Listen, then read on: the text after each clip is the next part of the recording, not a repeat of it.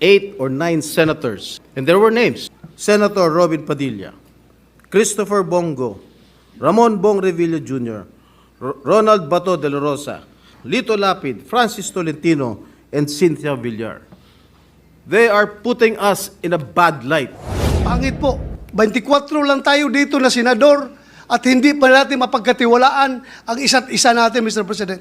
This is not a laughing matter. This is serious. Ikulong natin yan. This is a violation of our rules. Any senator who violates the provisions contained in the preceding section may, by a 2/3 vote of all the senators, be expelled from the Senate. Mr. President, yesterday we had an all senators caucus and we discussed lengthily the budget of the Republic of the Philippines. And just before we entered this august chamber, much to my dismay and much to our dismay, there was a news report that identified 8 or 9 senators, and there were names on that list. 8 or 9 senators who wanted to restore the confidential and intelligence fund of the Vice President and the Department of Education. And I wish to tell the people of the Philippines that there was no votation that happened yesterday with regard to the intelligence fund of the Vice President and the Department of Education. In fact, we had an executive session, and I do not know who of our colleagues who scooped or leaked our conversation to this media outlet. I have been a senator here for more than 10 years. And this is the first time that I encountered a scoop or a leakage. I do not know. I do not want to name names. This is a violation of our rules. And the majority floor leader will expound it later. Mr. President, we discussed lengthily for almost 2 hours the schedule, etc., of the budget of the Republic of the Philippines. We never touched or we never voted with regard to all the intelligence fund or confidential fund. In fact, we agreed unanimously to remove all the confidential and intelligence fund, not only that of the Office of the Vice President, including not only that of the Department of Education, but all security or civilian agencies na merong confidential and intelligence fund. Mr. President, nawala. I will just read.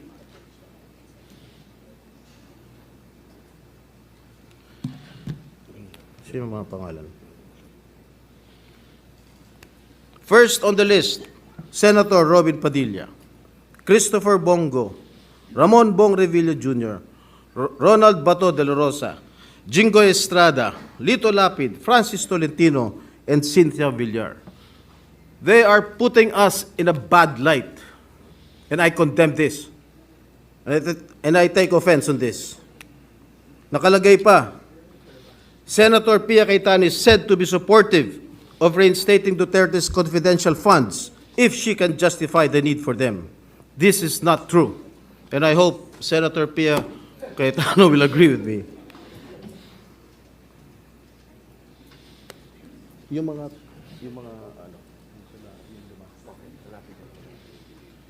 Just for a while, Mr. President, hinahanap pa ni Senator Robin yung mga nakasulat.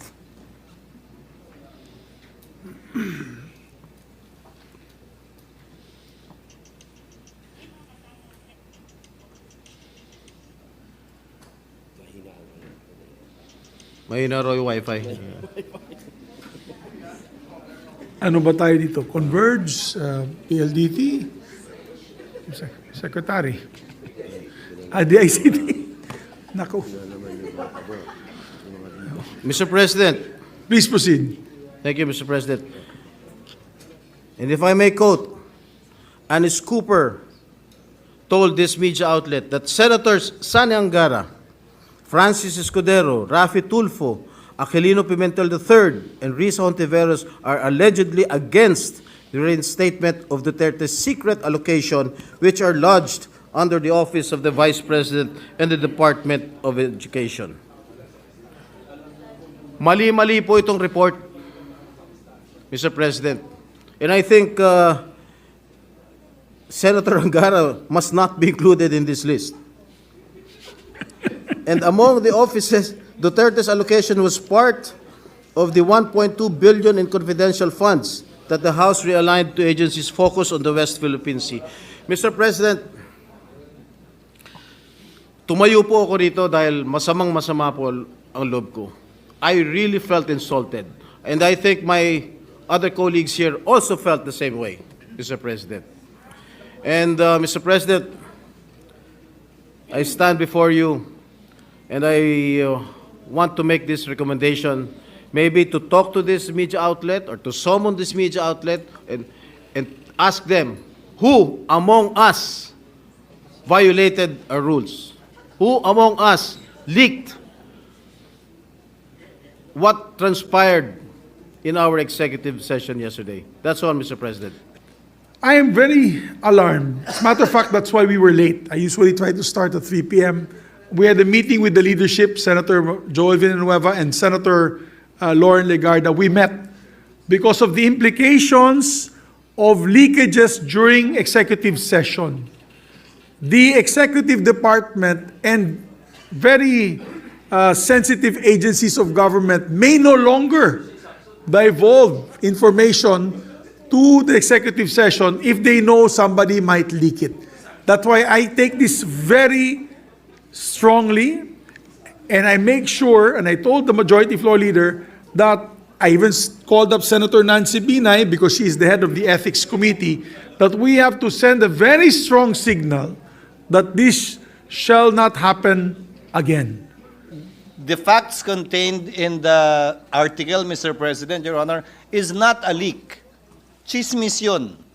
So there is no leak to speak of really with respect to what truly transpired in the executive session. An attempt perhaps to create a story about it, but I confirm the statement of the good Senate President and the Senator Jinggoy that it was the unanimous position of the House, what Senator Angara will be sponsoring today and the other vice chairpersons.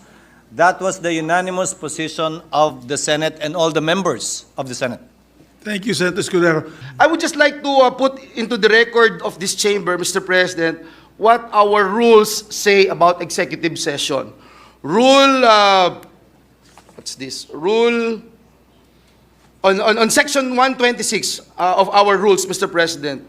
Mr. President, section 129 of our rules, Mr. President, it states here, and I quote, any senator who violates the provisions contained in the preceding section may, by a two-thirds vote of all the senators, be expelled from the Senate. And if the violator is an official or employee of the Senate, he shall be dismissed. The President, as well as the senators and officials and employees of the Senate, shall absolutely refrain from divulging any of the confidential matters taken up by the Senate, and all proceedings which might have taken place in the Senate in connection with the said matters shall be likewise considered as strictly confidential until the Senate, by two-thirds vote of all its members, decides to lift the ban of secrecy. Thank So you, ganun Mr. katindi yung Very rules clear. natin. Very clear, Mr. President. Yeah. Crystal clear, Mr. President.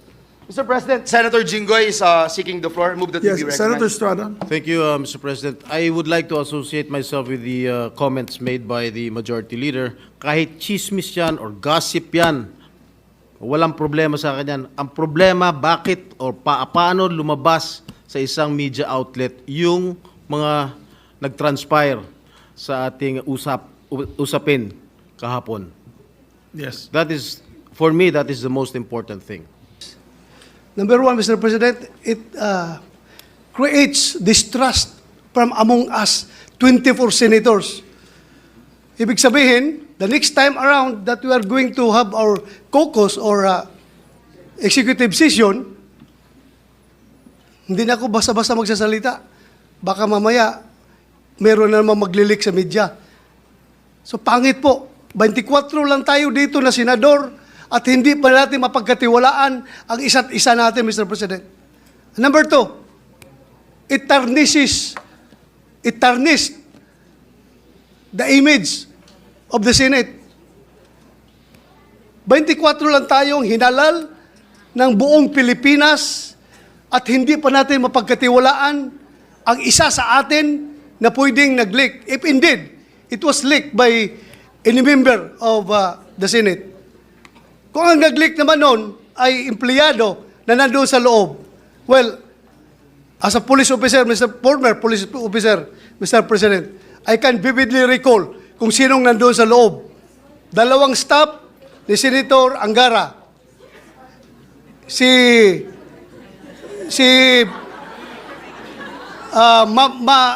Mavic, Oh, Attorney Mavic. Attorney Mavic. At may isang kasama si Attorney Mavic na babae. So, 4 silang nalaman ko na nandoon sa loob. Magprangkahan tayo dito. Dapat we have to made into account yung tao na responsable dito. Hindi lang na magsisend tayo ng stern warning sa kanila. Kundi, the damage has been done. Lumabas na yung balita niya, nasira na kung sinong dapat masira, but I don't care kung masira ang reputasyon ko. Ang sa akin lang, ma-preserve yung ating reputasyon sa Senate.